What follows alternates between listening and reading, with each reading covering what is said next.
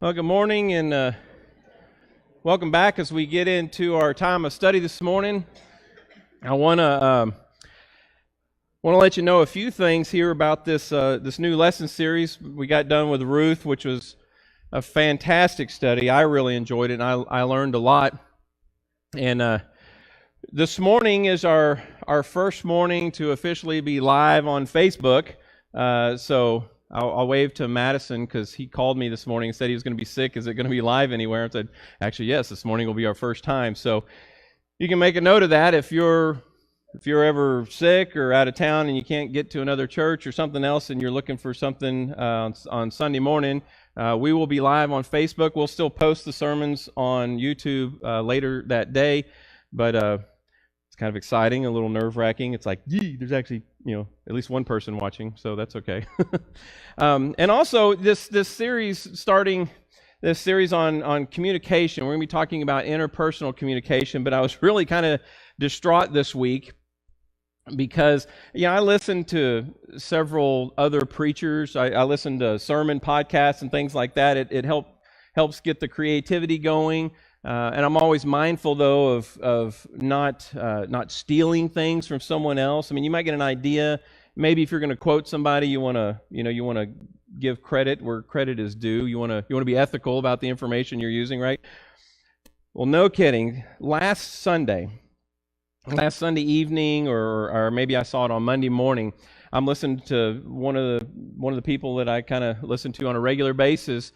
His name is Andy Stanley. He's a big church in the Atlanta area, North Point. And the sermon he preaches that I listened to, I wasn't even 5 or 10 minutes into it. I'm like, this is my sermon. Like, this is the sermon that I have planned for the upcoming Sunday, for today. And as he's going through it, I'm like, well, I'll just go ahead and listen to it. But I'm starting to get frazzled because the more I hear, I'm like, I was going to make that point. I was going to reference that thing. I was going to say that. And here's this guy. I think he came into my office. He came down from Atlanta. He heard that, I had some notes, and he came into my office and stole them. That's not true. That's not true. But I was a little frazzled for a while, and I thought about just putting the whole thing off. Maybe we'll just do it later. But I was like, you know what? No, God really put this on my heart. Scott and Mitzi said, no, you should just see that as confirmation. Of what you should be teaching. So I just want to give credit because I may say something that Andy said. Then I found out later that sermon series he actually preached back in June, like in the summer. So either way, even if I delayed it, it still would be, in the past and everything, and that's okay. As Ecclesiastes says, there's nothing new under the sun, right? So I'm probably not saying anything new, but I think that's a lot of our lessons and a lot of our teaching is sometimes. For some people, it may be new, but for some of us, it is reiteration. It is reminding. It is taking us back to a place where we're like, yeah, you know what? That probably is a better way to handle it, or something I should do, or maybe something I shouldn't do. So I want to ask you a couple of questions here this morning. One is, how many times have you caught yourself listening to someone's story, and then kind of halfway through the story, you kind of realize, you know what, I wasn't listening. I wasn't listening at all. I was thinking about something else, and you kind of go, like this thing, like, what'd you say? And the person who's telling you the story, maybe they catch the fact that you're not listening, which is even more awkward. And they're like, oh, I see some husbands and wives looking at each other right now. And they're like, oh, no, that's okay. No, really, what'd you say? I want to hear it. No, it's all right. Don't worry. It was nothing. No, really, I want to know, right?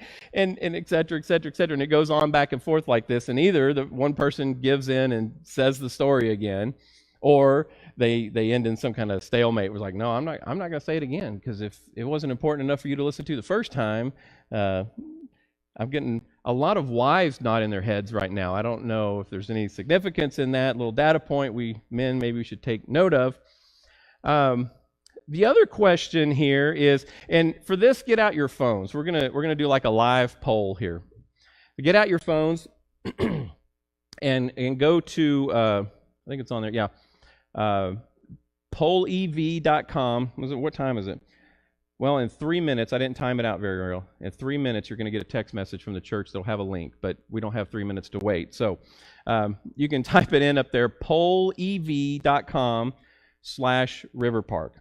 And there's this question on there: when have you said something you wish you wouldn't have said? And there's kind of, and there's 4 options in there, and just pick one of them as maybe the most common occurrence of why or when you might have said something that you wish you wouldn't have said. Kind of like you say it, and you look back later and you go, "Oh, I probably shouldn't have said that." And you can do this if you're watching this live right now. You can do this at home too. So, Madison, I keep calling Madison out just because I know he's there. So what do we got?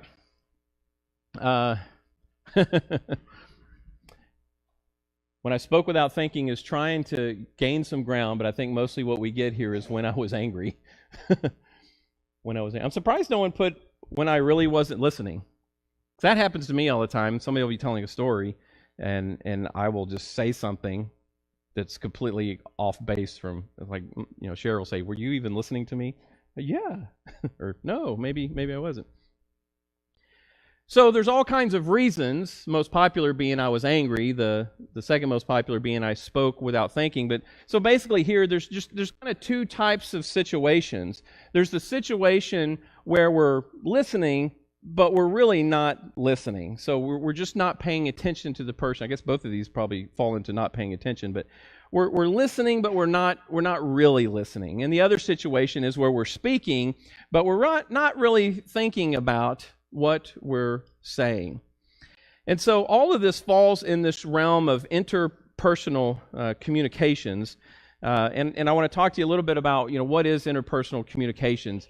And there's several pieces to that. But one is there's an idea, there's a thought. I have a thought or an idea in my head that I want to communicate to somebody else. And then there's a process called encoding, kind of like secret decoder ring. But you take this message, this thought you have in your mind, and you encode it using words, but that's not the only way. Use words to convey your message, but also your body language says something about how you feel about what you're saying. Facial expressions, your tone, your pitch, whether you're screaming at them or you're saying it softly or you're saying it with a little bit of a laugh in your voice. All those things are part of encoding this message, and then you're going to send this message to another person. And mostly we're talking about kind of face-to-face. It could apply over some other types of communication, email, text, and things like that. But mostly we're talking face-to-face. So you encode this message and you send it out. And as this message travels from you to the other person, it goes through what we call noise or interference. It goes through some kind of interference, some kind of noise, and we'll talk about that in a little bit, what that is. And then this person receives the message. Now, once they receive the message, remember, you encoded it, so what do they have to do? They have to decode it, right? So they've got to get their secret decoder ring out and twist the little thing and try to figure out how, what you said matters to them and what it really means. And then they decode this message and assign some kind of meaning to it. Right? So that's the communication process going one way, and then there's a feedback from the recipient back to the sender that's that exact same process in reverse. So that is the communication process. But I want to give you an example to try to illustrate this a little bit better than me just saying it to you. So maybe one day I see this airplane. Maybe it's a unique airplane. Maybe it's this new fighter jet that's stealth and invisible and flies upside down and backwards and whatever else. There's just something about this airplane that I think, oh, wow, this is super neat. And I want to tell my friend about it, right? So I've got this image in my mind of this airplane, this idea of what I want to convey to them, and then I encode it. I encode it in some kind of way, which is the language I use, my body language, the verbal, like the words I use, my tone, all that kind of stuff is all wrapped up into my message. And then, remember, there's all this noise between us, this interference. We'll get into that a little bit more. And then I send this message over to my friend as I speak to them. As I'm speaking to you, I'm sending a message to you, and you are in the process of decoding it. And what's fantastic about the communication process is how well it works every single time. Not every single time. So that is what happens sometimes. You send, or you think you're sending this idea of an airplane, and someone on the other end gets some other picture when they decode. And so this is what sometimes happens in the communication process. Let me give you a real example. Sharon and I were driving, this was several years ago, but we were driving through our neighborhood on the way somewhere, and right before we left the neighborhood and turned the corner to go down the main road, we passed this house, and there was a car that was in the front yard of this house. In the yard, not in front of the house, like in the yard, on the grass, past the curb and the ditch, in the yard. And as we drove by, I'm kind of like, wow, that car is in the middle of their yard. And she doesn't really see it because, we're kind of going by. She's looking back to try to get a glimpse of it. And she goes, that's interesting. It's for sale. And I said, well, why would you put it in the yard? She goes, well, where else would you put it? I'm like, in the street? I mean, that's where most people put things that are for sale. She goes, why would you put it in the street? Most people put it in the yard. I'm like, well, maybe the street or maybe the driveway, but not the yard. And so what we came to find out is, first let me ask a question. The word "it" was probably said 5 or 6 times in that conversation. How many of you people think that it is the car? If you think it is the car, raise your hand.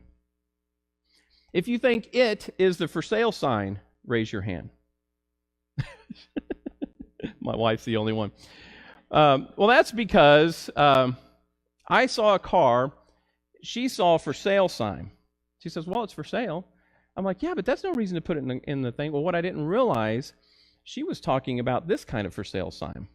The house is for sale. And she's thinking, why would you park a car in the yard of a house that's for sale?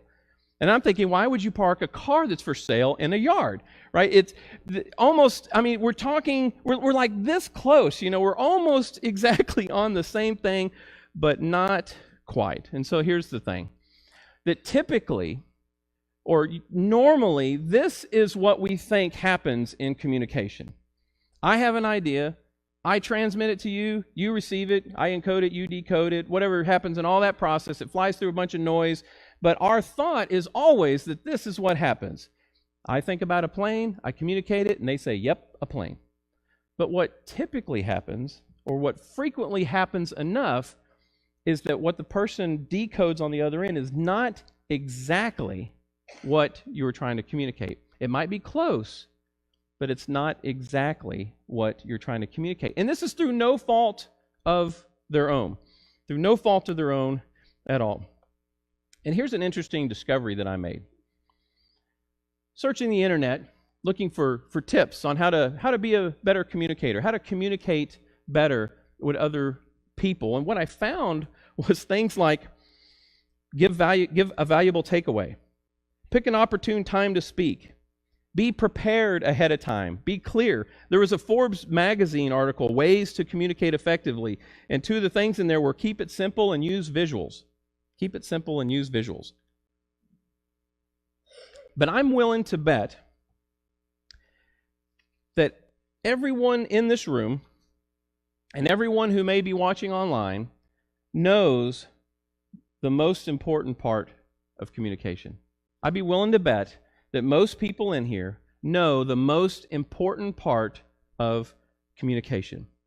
Now, I'm going to ask you to say it with me. I got a little slide with a blank here.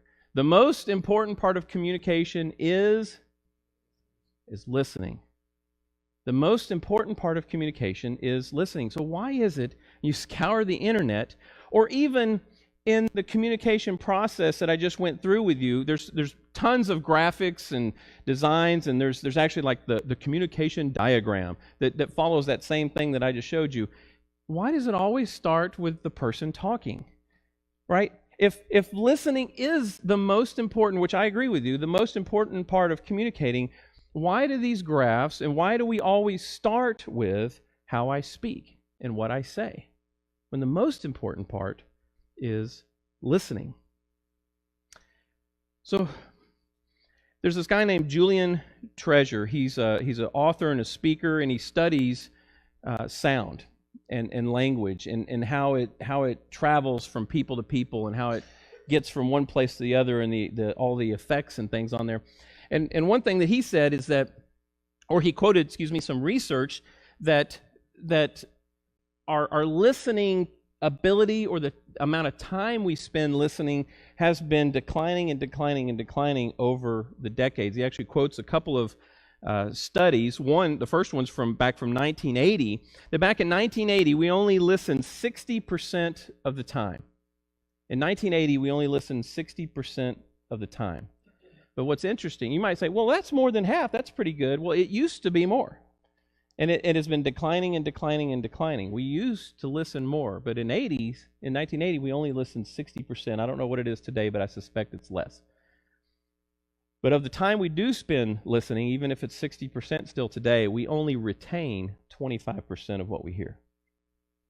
So if we were to listen more, maybe that retention would go up a little more, but we only retain 25% of what we hear. And the reason is this noise factor that we talked about a little while ago. Noise is inundating us, and it's confusing us, it's distracting us, and whether you want to call it noise as an audible noise, there could be other sounds going on, or there's just things in our life. I mean, you can use the word noise, or you can use the word interference. But it comes from everywhere. It comes from our radios. It comes from just the music we listen to, wherever that may be. It comes from our televisions. But that's not it. It's not just sound. It's also visual noise. It comes from our television. It comes from our computers. And do I even need to get started on our phones? Right? We just used our phones this morning. I don't know if that was more of a distraction or a benefit. I don't know. But our phones are a terrible, terrible distraction. A great amount of interference, a great amount of noise in the communication process comes from our phones, because there's always a ding. There's always a message. There's always a text. There's always someone posted something. There's a tweet. There's a snap. There's a gram. There's something always going on our phones. And I don't know, like if you have an iPhone, there's every Sunday morning I get my weekly report of how often, how much I use my phone. And I was down 12% this week. I'm very happy about that. But one of the things was pickups, average pickups in a day. The average number of times I pick up my phone in a day was 77 this week. 77 times a day I pick up my phone. I don't know what I'm doing on it, but I'm picking it up and I'm looking at a ding and a ding and a ding, or whatever. I'm just constantly being barraged with the interference and the noise that's going on. But it's not just that. I mean, I don't want to harp on phones. Our lives are also one of the sources of interference. Our lives are busy, right? We're busy and we're doing things and we get tired. Our fatigue is one of the noises that interferes with things. Our patience, our impatience, really more like it. Our impatience is one of the things that interferes. Our pride is one of the things that interferes, right? I already know. I don't need to hear you talk about it because I already know, right? That's kind of a prideful approach. Or anything that disrupts our ability to listen is noise or interference, whichever word you want to use for that same thing. And it's making listening more and more difficult. So the question is, what do we do? What do we do? We've got all this noise, we've got all this interference. Here we are, we don't listen as much as we used to. What do we need to do? Well, I think it's a back to basics kind of thing. And I love that James talks about this in James chapter 1, and I know this is a super familiar verse, but to understand too a little bit who James is, if you don't know, this is James, there's several Jameses in the Bible, but this is James, the brother of Jesus. James, the brother of Jesus, is a guy who he did not believe in Jesus when Jesus was doing his ministry. Just imagine having a brother or sister that tells you, by the way, I'm the chosen one. I just want to let you know, I'm the one everyone's been waiting for. Some of us have a brother or sister like that, right? I'm the one that everyone's been waiting. And I don't think Jesus ever, I see some raising hands. Y'all better be careful. I got a sibling that I'll tell you about. Now, I don't think Jesus ever said it that way because Jesus was much too humble of a person. But in his ministry and things, this idea of who he is coming out. It's coming out. People are figuring it out, and they're finding out. And here's James, the brother of Jesus, who really didn't believe that Jesus was all he was said he was cracked up to be. Until after Jesus' death and after his burial and after his resurrection, James, with some other people, has breakfast with Jesus on the beach. Now, when you see your brother or sister raised from the dead, you know instantaneously there's something different about this person. There's no doubt, there's no question in your mind. So here's James, and we have this book, James, in our New Testament. We have James chapter 1, and so towards the beginning in verse 19, he says some other greeting things and a few other things, but then he gets to this point where he says, take note of this, make note of it. If you're taking notes, take note of this, is what he says. Be quick to listen, slow to speak, and slow to become angry. Be quick to listen and be slow to speak. Be quick to listen. It's a very basic kind of thing. And like I said, this is going back to basics. But if listening is the most important part of communication that we all really know, James is reinforcing it here by encouraging people in the church to be quick to listen. To be quick to listen. Because when we speak, we send out information. We want other people to know what we're talking about, and we want them to know our opinion. We want them to know what drives us, what we're passionate about. We want them to know what we believe or what we want to do. Sometimes we want them to know what we want them to do, right? We tell people, it would be great if you did this, right? But here's something you need to come to terms with. This might hurt. I'm sorry if it does. No one wants to do what you want to do. No one wants to do what you want to do, and no one wants to do what you tell them to do. No one. Ask your kids. Right? No one wants to do what you want to do, or I should say, they don't want to do it as much as you do. They don't want to do it as much as you do. I mean, everyone wants to do what they want to do. Rarely does someone come and ask for advice, and maybe you've experienced this too. Someone comes and asks for advice, you give them advice, and then what do? They go and do something else, right? They're really coming looking for confirmation, or they're looking for agreement or something like that. They're coming and asking for your advice. Hey, give me some advice on this thing. And you tell them, you're like, that's nice, I'm going to go do something else. And you're like, well, what'd you ask my advice for? Right? Or maybe they come and say, hey, tell me what you think about this or that. And so you say, well, I think this, that, and the other. And then they look at you like you're crazy. You're like, why would you ever think that? Who thinks that? And then you're like, well, what'd you ask my opinion for if you didn't want it, right? I mean, how many people have had that conversation? Or one of the two? Yeah, I mean, it's like we've had that conversation time and time again. People don't care what you think. People don't care what you want to do, and they don't care about a lot of other things because everyone wants to do what they want to do. And what they really want is for you to agree with them. Of course, there's also the other option, is the person who gives their opinion who hasn't been asked. Yeah, thank you, Howard. There's always the person like that has the opinion that gives it and wasn't asked. There's a few proverbs, this collection of wise sayings in the Old Testament that speak to this. One of them says, a fool takes no pleasure in understanding, but only in expressing his own opinion.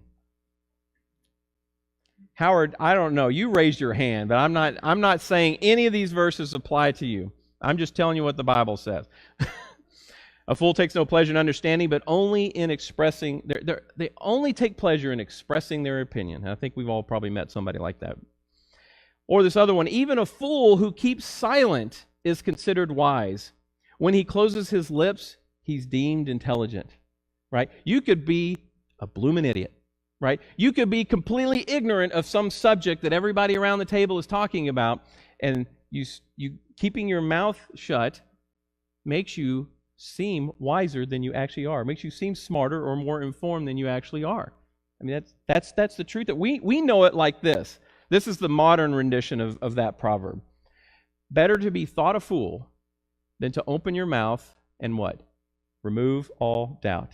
Better to be thought a fool than to open your mouth and confirm it. Right? So here's the reality. And I think we know this. All people don't have the same opinion. All people don't have the same beliefs. All people don't have the same desires or the same focus or the same interests that we do. And we know that. We wish everybody did. I wish everybody was just like me. The world would be such a happier place. But we know that everybody doesn't have the same opinions, the same thoughts, the same beliefs. And I know maybe stirring in you a little bit, it's like, well, hold on, David. What if they're wrong? What if they're wrong and I'm right? Really? I mean, that's a legitimate question. What if they're wrong and I'm right? Well, this one I am going to take directly from Andy Stanley because I think he said it really, really well. The purpose of communication and the purpose of love is for relationships. It's for relationships and for maintaining relationships. That's why we communicate with each other. And communication happens a lot of ways, more than just speech. It happens with touch. It happens with time. It happens with gifts and other things like that. There's like the love languages y'all might have heard of, right? People want to be loved, and people hopefully want to love in return. But we do have these differences of opinions, differences of beliefs and things. You're like, well, what if they're wrong? Andy Stanley says this, and I think he's correct. You can be right, and you can write someone right out of your life. You can be right about something, and you can write them right out of your life. You can pound them and pound them and pound them with how right you are, and you'll lose a good employee, you'll lose a good friend, or something else, and a relationship can get torn apart because of how right you are. Like, well, are we supposed to just let them live wrong? I think we can take a great example from Jesus' ministry. Look at how Jesus interacted with people. And I'm not saying he never confronted something that wasn't right, but look at how he did it. If you look at Jesus' ministry, most of the time when he talks, he's responding to someone's question. Someone has come and asked them. Now, I know it's that opinion thing. Hey, what do you think about this? And they may or may not agree with you. But most of the time when Jesus speaks, he is responding to a question. Jesus, will you teach us to pray? Jesus, what's the greatest commandment? Jesus, who's my neighbor? Jesus, what must I do to inherit eternal life? Jesus, what do we do with this woman that's been caught in adultery? And Jesus responds to these questions because he was asked to respond.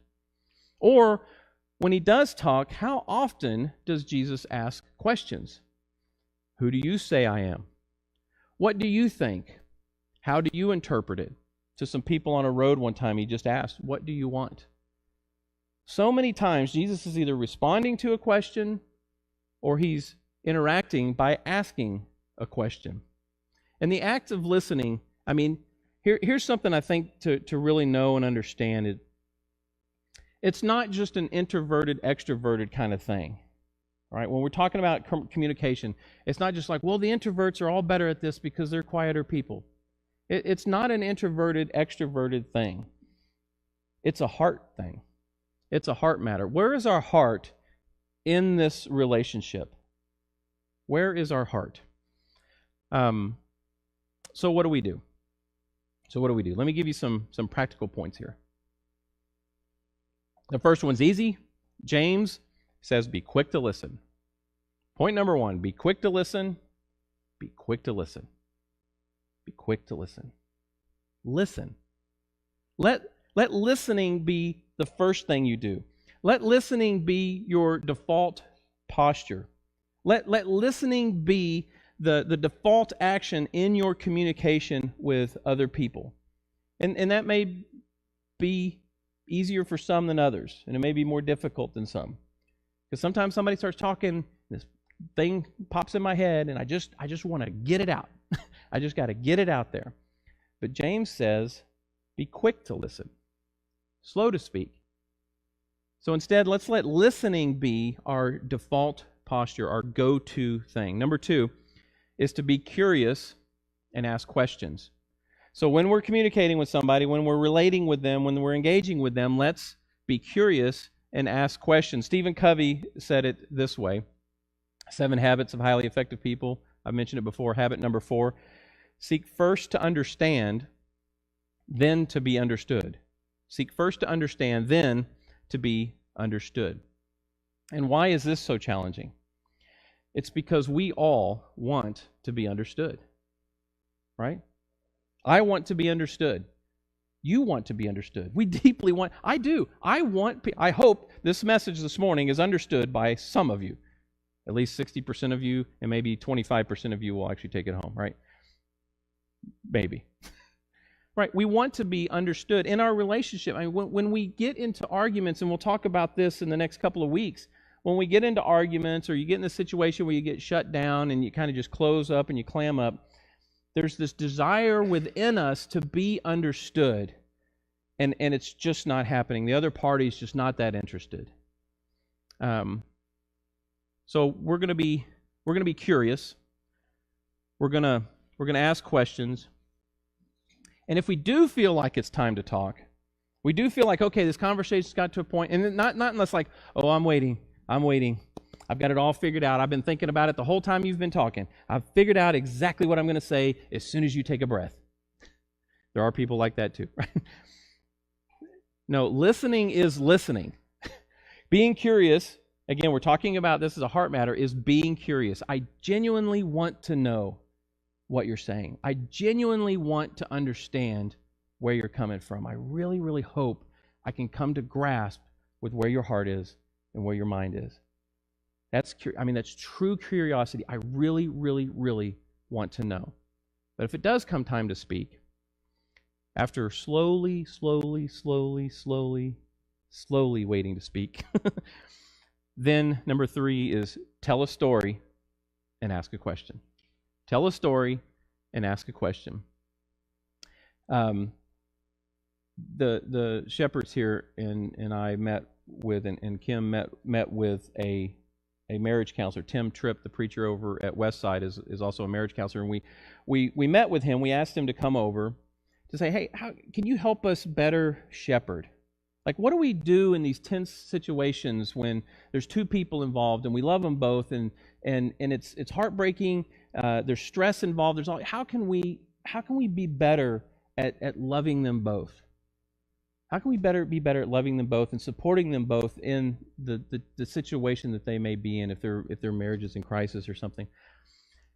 And one of the things that I thought was really interesting that Tim talked about that really relates to this, he didn't say it as boldly as I'm saying it, back to that kind of people don't want to do what you want to do, they want to do what they want to do, right? Is sometimes it's more helpful to tell a story and then ask a question, right? If I just tell you what to do, it's like, well, you know what, I think you need to go get counseling. You'd be like, oh, well, that's nice, and then, when you go, because that's what you want them to do. That may not be what they want to do. But sometimes telling a story, and this isn't always about, trying to get somebody to do something. I'm just saying in conversations, if we're going to listen, if we're going to be curious, the next step is to tell a story, is something he suggested. Tell a story about, something obviously that relates to what you're talking about. Let's say you're talking about counseling. I might tell a story about, there is this one time that I went to counseling. I went to counseling for probably 2 or 3, 4 months, maybe 6 months. I went to counseling because I was having some trouble dealing with something. And I went to this counselor, and at first I was super scared. I was a little nervous. I was worried about, like, what's going to happen in here? Are they going to do some weird scientific experiment on me, right? Are they going to publish my results in the local paper on Facebook, right? Or if someone else sees me going to the counselor, what are they going to think? Oh, there's David. I thought he was a minister. I thought he had it all together. No, right? So I go to I go to this counselor, and the first thing was like all this assessment. It was like taking a test. I was like, well, I don't know about this. And the second time was like, okay, tell me about you and about your problem. And the third time is when we really started to get into it. And the fourth time and the fifth time and the sixth time, and we go on for like, again, 4, 5, 6 months. Just what I got out of that counseling session was so valuable to me. I think Jerry Don said it. Everybody should go to counseling once in their life. If you've never been to counseling, you need to find something in your life and go to counseling, right? Because I think sometimes counseling gets a bad rap. Like, it's looked down on as this negative thing. We'll go to the gym 57,000 times a week for our physical fitness, but we won't go to a counselor once in our lifetime for our mental fitness, right? You see where I'm coming from here? Mental health is important. And there's people in our world who are there to help. Professionals, trained, ready to go, just like at the gym, but in a different setting. So anyway, tell this story. And then, and it might be a story about you. It might be a story, I had a friend one time who went to counseling, this, that, and the other. And the question might be something like, it doesn't have to be exactly this, but it might be something like, do you think that might be something that might be helpful for you? Because here's the difference. When you tell somebody, I think you ought to go to counseling, again, that's what you want to do. And like we said, nobody wants to do what you want to do, right? Nobody wants to do what you want to do. They want to do what they want to do. Or when you go about it this way, it's more likely that it's their idea, right? You told a story and you asked a question. And if they go, yeah, you know what, that might be a good idea for me. Maybe, or maybe they'll say something like, well, I don't know, let me think about it. And then they're thinking about it, and they may or they may not come around. Again, this isn't about like twisting somebody to go do something. This is just about talking and listening, mostly listening. Okay? So, tell a story, ask a question. And if they want to come, by the way, if you don't know this, most counseling places won't allow you to make an appointment for somebody else. Have you ever tried that? You call the counselor and say, hey, my brother, my wife, my sister, my uncle, my aunt, my whoever, my neighbor, my boss needs some counseling. I'd like to set up an appointment for them tomorrow. When's your first appointment? I mean, this person needs to be in there quick. Right? Whatever it is. You call them and try to set up an appointment for somebody else, guess what they do? They say, well, you need to have them call in. And a lot of times you go, oh, this must be like a HIPAA thing. This is like a privacy thing or something like that. It's like, no. Counselors know that if somebody wants to go to counseling, they will call and make an appointment. If they don't want to go to counseling, they will not call and they won't make an appointment. So you calling and making an appointment for them is not making them want to go. Okay? Okay. So, tell a story and ask a question. And number 4, the last one here, is reflect and ask a question. Reflect and ask a question. Somebody's talking to you and they've been talking for a while, and you think, okay, I think maybe I've got a handle on what you're saying. Reflect that back to them. I hear you saying this. I hear you saying that. I hear you saying things aren't the way that you would like them to be. Is that correct? And they may say yes, or they may say, no, it's not exactly that, and they may explain it another way. Okay, then listen to them for a while again, and then maybe reflect. Okay, so you're saying you don't like peanut butter. No, that's not what I'm saying. Right? I don't like peanut butter and jelly. Well, whatever the situation may be, reflect that back to them and get some clarification from that. Is that what you're saying? And then maybe, or it could be something else where they say, well, you know what, I think I'm going to go do this. And you could affirm it is one thing you could say. You say, okay, good. Or you could say, ask a question. Do you think that's going to be helpful for you? Do you think that's going to take you where you want to go? I think so much of listening is not just this passive sitting and just letting somebody dump on you and you just sit there and kind of smile and nod. Smile and nod. I mean, some listening may look like that, but the other part of engaging, I think, is just going back to that first one, is be inquisitive. Be curious.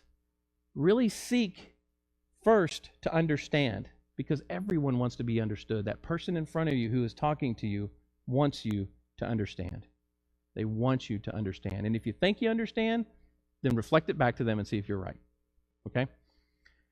So in closing, remember that communication process, and sometimes with the best of interests, the best of your interests and the best of the other person's interest in this relationship, in this communication, in this discussion, whether that's you and one other person, or you and 20 other people, whoever you're talking to, our best of intentions is that what I'm thinking about and what I'm feeling in my heart, what I'm encoding into this message and I'm sending to you, in our best intentions, you're going to get exactly what's on my heart and what's on my mind. But frequently, that's not what happens. And it's no fault of either party. I mean, I think we can get angry. We'll talk about anger in the next couple of weeks. I think we can get angry. We can get upset. We can get irritated. It's not always their fault. It might be their fault. They might not be listening, right? So, but that's something for you to evaluate for yourself. Am I listening? Am I taking the advice of James? Am I being quick to listen? Quick to listen. Quick to listen. Okay? Let listening be the first thing you do. Let listening be your default posture and your default mode when you're having this interpersonal communication, this relationship, this discussion with someone else. And I guarantee you, your life will be blessed for it. Okay? Let's pray and we'll be done. Lord, I thank you for blessing us.